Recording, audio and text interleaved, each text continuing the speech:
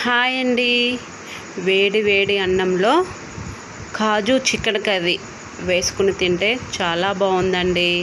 ఒకసారి మీది కూడా ఇలా ట్రై చేయండి. వర్షం పడుతుంది కదా, ఇట్లా టేస్టీగా మనము తిందాము. ముందుగా ఒక కడాయి తీసుకొని అందులో 2 టేబుల్ స్పూన్ల ఆయిల్ పోసుకుందాము. ఆయిల్ మరిగిన తర్వాత ముందుగా పచ్చిమిర్చి వేసుకుందామండి. పచ్చిమిర్చి లైట్గా వేగిన తర్వాత మనం చిన్నగా కట్ చేసుకున్న ఆనియన్ ముక్కల్ని ఈ ఆయిల్లో వేసుకొని ఫ్రై చేసుకుందాము. ఇట్లా మనం వేసుకున్న తర్వాత ఒకసారి కలుపుకోవాలండి. ఆయిల్ మొత్తం ఉల్లిపాయలకు పట్టేలాగా ఈ ఉల్లిపాయలు మగ్గనిచ్చుకుందామండి. ఉల్లిపాయలు మగ్గుతాయి కదా, ఆ టైంలో మసాలాలు పట్టుకుందాము, మన రెగ్యులర్ మసాలా. అలాగే ఉల్లిపాయలు మగ్గినాయి కదా, ఈ మగ్గిన ఉల్లిపాయలు మనం 2 టేబుల్ స్పూన్ల అల్లం వెల్లుల్లి పేస్ట్ వేసుకుని పచ్చి వాసన పోయేంత వరకు మనము ఫ్రై చేసుకుందాం. అల్లం వెల్లుల్లి పేస్ట్ ఫ్రై అయిన తర్వాత ఒక 3 చిన్న టమాటాలు చిన్నగా కట్ చేసుకుని దీనిలో వేసుకుని మనం మగ్గనిచ్చుకుందామండి.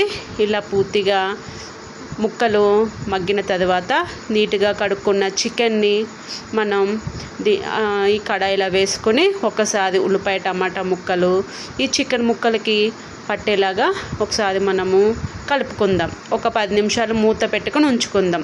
ఇలా 10 నిమిషాలు అయిన తర్వాత ఒకసారి మూత తీసుకొని ఒకసారి మళ్ళీ కలుపుకుందాము. ఇలా కలుపుకున్న తర్వాత కొంచెం పసుపు, తగినంత ఉప్పు, తగినంత కారము, నేను ఒక 3 టేబుల్ స్పూన్ల కారం వేసానండి. తక్కువ తినేవాళ్ళు కూడా తక్కువ వేసుకోండి. ఇలా కారం వేసుకున్న తర్వాత ఒకసారి మనము ముక్కలకి ఉప్పు కారం పసుపు పట్టేలాగా ఒకసారి కలుపుకుందాము. ఇలాగ కలుపుకున్న తర్వాత ఒకసారి మనము మూత పెట్టుకుందాం. ఒక 10-15 కాజు వేసుకుందామండి. ఈ కాజు వేసుకున్న తర్వాత ఒకసారి కలుపుకున్న తర్వాత ఒకసారి మూత పెట్టుకుందాము. ఈ ముక్కలకి ఉల్లిపాయ కారము పట్టాలి కదండి. ఇలా 15 నిమిషాలు పెట్టుకున్న తర్వాత మూత తీసి మళ్ళీ ఒకసారి కలుపుకొని మనం ఒక చిన్న గ్లాసులు వాటర్ పోసుకొని ఒకసారి కలుపుకొని మళ్ళీ మూత పెట్టుకుందాము. ఇది ఎంత ఇప్పుడు వాటర్ పోసుకున్నాం కదండి, హై ఫ్లేమ్లో పెట్టుకున్న పర్వాలేదు.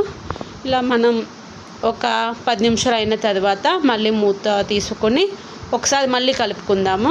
ఇలా కలుపుకున్న తర్వాత మనం మసాలాలు పట్టుకున్నాం కదండి, రెగ్యులర్ మసాలా, ఆ మసాలాలు వేసుకొని ఒకసారి మళ్ళీ కలుపుకొని, అంటే కలుపుకోవడం వల్ల ముక్కలకి మసాలా పడుతుంది కదండి, ఒకసారి మళ్ళీ కలుపుకుందాం. కలుపుకొని మళ్ళీ ఒక 5 నిమిషాలు మూత పెట్టుకుందామండి.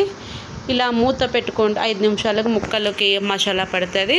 మళ్ళీ 5 నిమిషాల తర్వాత మూత తీసిన తర్వాత మనం కొత్తిమీర కట్ చేసుకున్న కొత్తిమీర పుదీనా వేసుకుందామండి. అంతేనండి, కాజు చికెన్ కర్రీ రెడీ అండి. రైస్లోకి రోటీలోకి చాలా బాగుంటుందండి. ఒకసారి మీరు కూడా ట్రై చేయండి. నా ఛానల్ని షేర్ చేయండి, సబ్స్క్రైబ్ చేయండి, లైక్ చేయండి. Thank you.